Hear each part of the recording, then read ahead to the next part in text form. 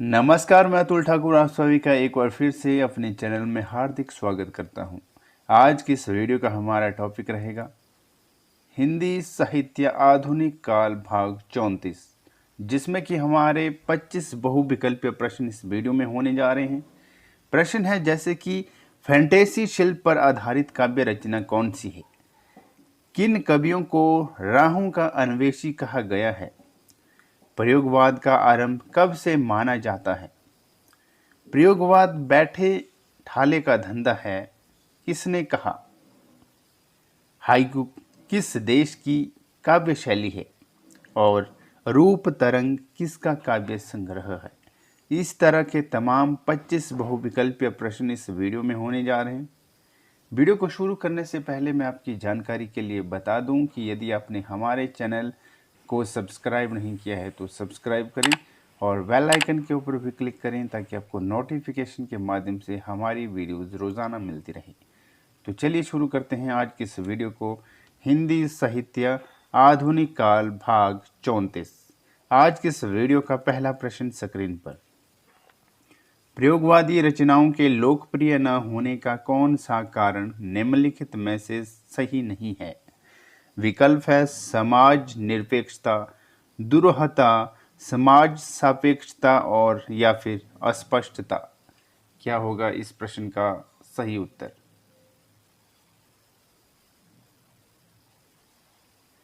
प्रयोगवादी रचनाओं के लोकप्रिय न होने का कौन सा कारण निम्नलिखित में से सही नहीं है? तो इस प्रश्न का सही उत्तर होगा विकल्प नंबर सी, समाज सापेक्षता इसका सही उत्तर होगा। दूसरा प्रश्न है, निम्नलिखित में से कौन तार सप्तक के कवि नहीं है? विकल्प है सूर्यकांत त्रिपाठी निराला, प्रभाकर माचवे, गजानन माधव मुक्तिबोध या फिर अगे। कौन तार सप्तक के कवि नहीं है?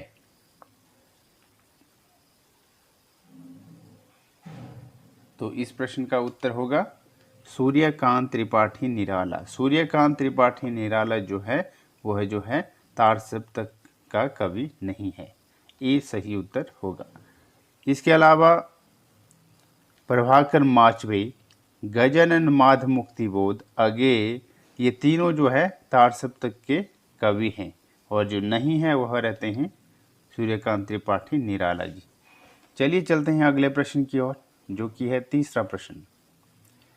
निम्नलिखित में से कौन सी रचना भवानी प्रसाद मिश्र जी की नहीं है? विकल्प है ब्रह्म राक्षस, गीत फरोश, सन्नाटा या फिर सतपुड़ा के जंगल। कौन सी रचना भवानी प्रसाद मिश्र की नहीं है?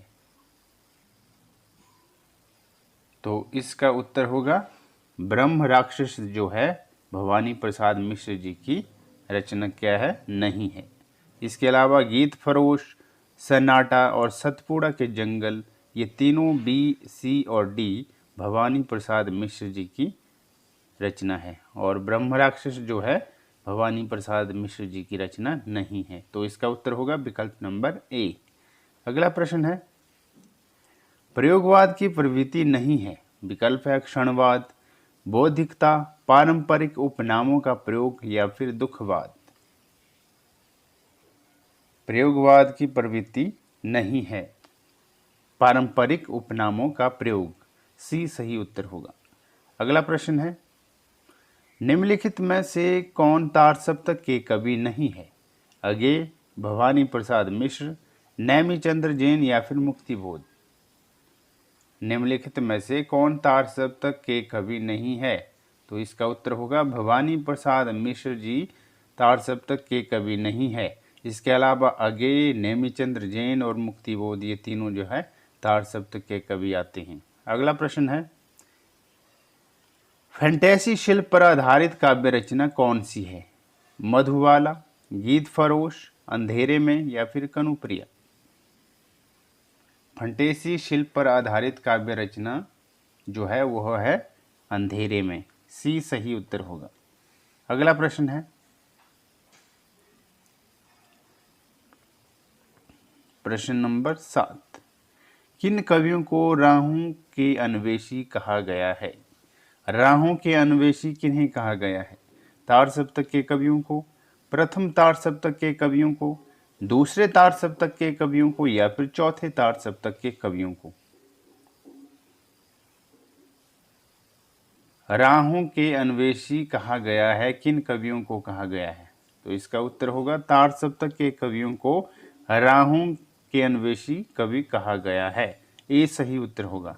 अगला प्रश्न है, तीसरा सप्तक में कौन कवि शामिल नहीं है? विकल्प है कुंवर नारायण, मुक्तिबोध, केदारनाथ सिंह या फिर सर्वेश्वर दयाल सक्सेना। क्या होगा इसका उत्तर?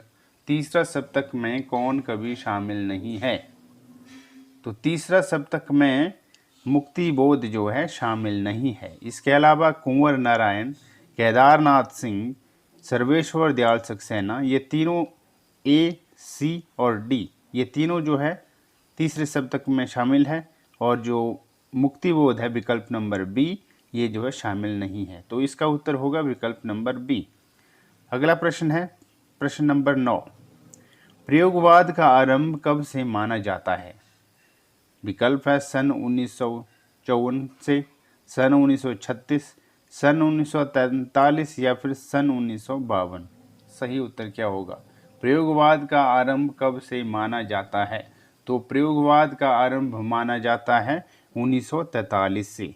सी सही उत्तर होगा। अगला प्रश्न है, प्रयोगवाद बैठे ठाले का धंधा है, किसने कहा? नंदुलारे वाजपेयी ने, रामविलास शर्मा ने, शिवदान सिंह चौहान ने या फिर नगेंद्र ने? प्रयोगवाद बैठे ठाले का धंधा है, यह जो कथन है वो है नंदुलारे वाजपेयी जी का, यानी इन्होंने कहा था कि प्रयोगवाद बैठे ठाले का धंधा है। नंदुलारे वाजपेयी जी इसका उत्तर होगा।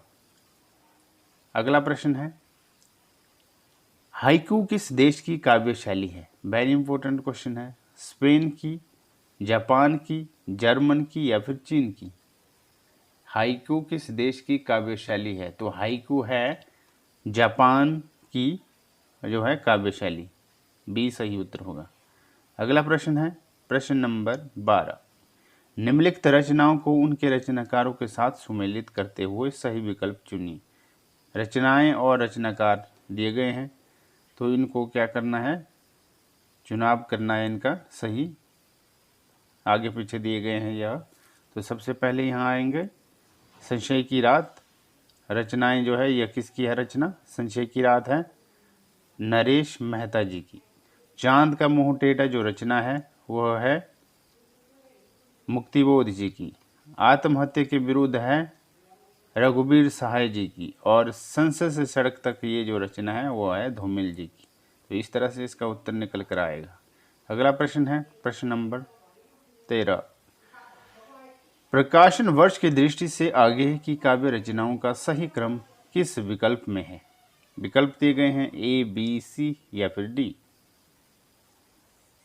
प्रकाशन वर्ष की दृष्टि से आगे की काव्य रचनाओं का सही क्रम किस विकल्प में है? तो इसका उत्तर होगा विकल्प नंबर ए, बाबरा अहेरी, इंद्रधनुष रौंदे हुए, हरि ओ करुणा प्रभामय और आंगन के पार द्वार। ये जो है इसका उत्तर रहेगा। प्रकाशन वर्ष की दृष्टि से आगे की काव्य रचनाओं का सही क्रम है विकल्प नंबर ए।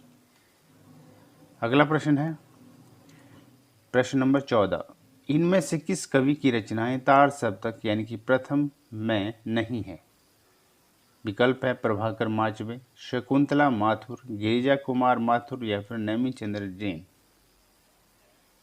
किस कवि की रचनाएं तार सप्तक में नहीं है? तो इसका उत्तर होगा शकुंतला माथुर जी की रचनाएं नहीं है तार सप्तक में। इसके अलावा प्रभाकर माचवे, गिरिजा कुमार माथुर और नेमिचंद्र जैन, इन तीनों की रचनाएं हैं, और जो नहीं है वह है शकुंतला माथुर। बी सही उत्तर होगा। अगला प्रश्न है प्रश्न नंबर 15, इनमें से किस कवि की रचनाएं तीसरा सप्तक में है? विकल्प है केदारनाथ सिंह, भारत भूषण अग्रवाल, हरि नारायण व्यास या फिर नरेश मेहता। इनमें से किस कवि की रचनाएं तीसरा सप्तक में है? तो इसका उत्तर होगा केदारनाथ सिंह जी की रचनाएं जो है तीसरे सप्तक में है। ये सही उत्तर होगा। अगला प्रश्न है, इनमें से किस कवि की रचनाएं चौथा सप्तक में है? विकल्प है विजय देव नारायण शाही, प्रयाग नारायण त्रिपाठी, नंद किशोर आचार्य या फिर कीर्ति चौधरी।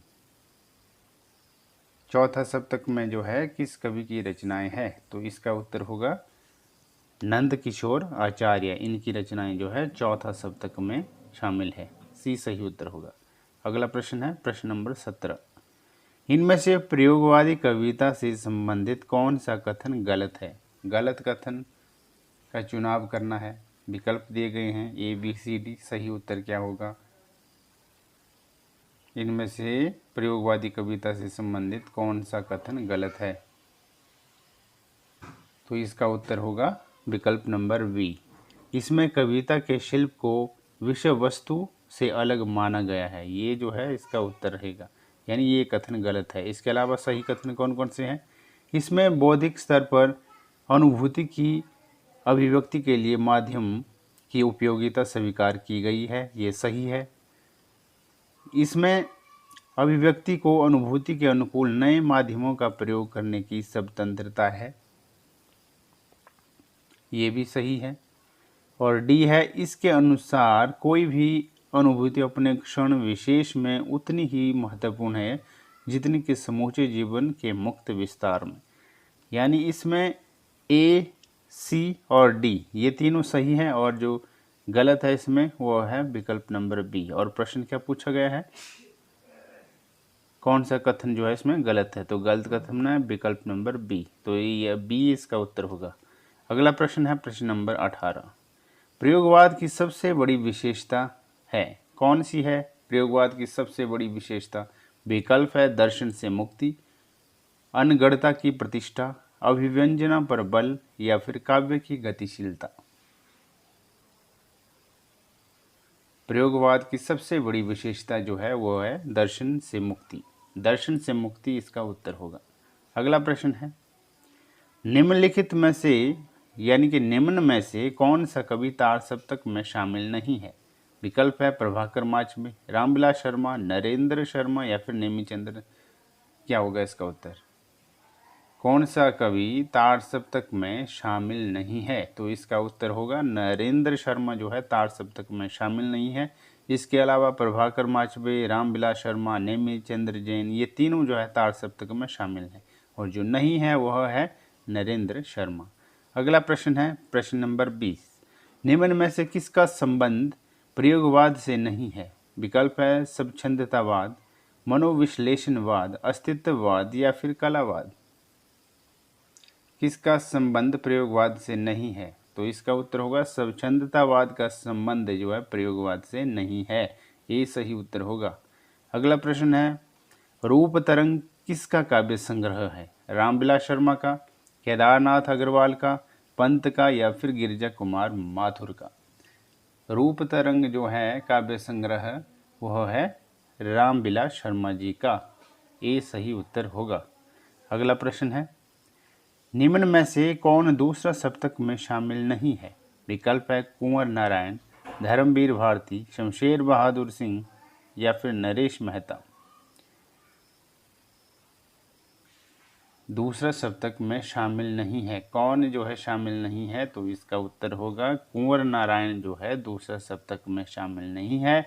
इसके अलावा धर्मवीर भारती, शमशेर बहादुर सिंह और नरेश मेहता ये तीनों जो है बी सी और डी दूसरे सप्तक में शामिल है और जो नहीं है शामिल वह है कुंवर नारायण। और प्रश्न पूछा गया है शामिल कौन नहीं है दूसरे सप्तक में? तो इसका उत्तर होगा कुंवर नारायण। ये सही उत्तर होगा।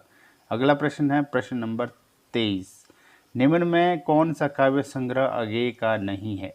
विकल्प है यहाँ से देखो, कितनी नावों में कितनी बार, हरी घास पर क्षण भर, आंगन के पार द्वार। क्या होगा इस प्रश्न का उत्तर? अगेय का काव्य संग्रह कौन नहीं है? तो इसका उत्तर होगा यहाँ से देखो। यहाँ से देखो अगेय जी का काव्य संग्रह नहीं है। इसके अलावा बी सी और डी ये तीनों जो है काव्य संग्रह अगेय जी के हैं। बी कौन सा है? कितनी नावों में कितनी बार, ये अगेय जी का है।